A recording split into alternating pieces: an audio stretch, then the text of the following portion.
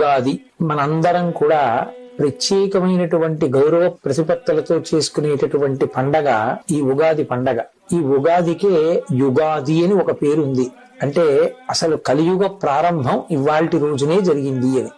భాషాపరంగా రాష్ట్రపరంగా వేరు వేరు ఉగాదులు ఉన్నప్పటికీ తెలుగు భాషకి మాట్లాడేటటువంటి వాళ్ళందరూ కూడా ఈ చైత్ర శుద్ధ పాడ్యమి నాడే ఉగాది పండగ చేసుకుంటారు.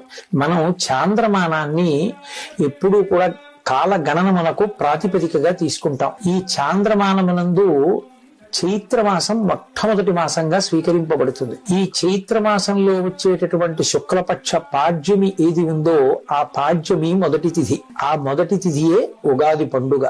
ఈ ఉగాది పండుగ ఎలా నిర్వహించుకోవాలి అన్నదాన్ని శాస్త్రాలు స్పష్టంగా చెప్పాయి. ఉగాది పండగ నాడు మాత్రం ఏ కారణం చేత కూడా బ్రహ్మ ముహూర్తానికి తరువాత లేవకూడదు. కనీసంలో కనీసం సూర్యోదయానికి ముందరే లేచి స్నానం పూర్తి చెయ్యాలి.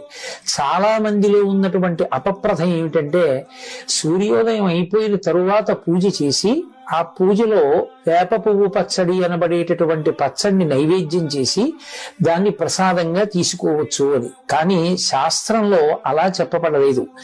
యద్వర్షాదౌ నింబసుమం శర్కరాం లఘృతైర్యుతం. నింబసుమం అంటే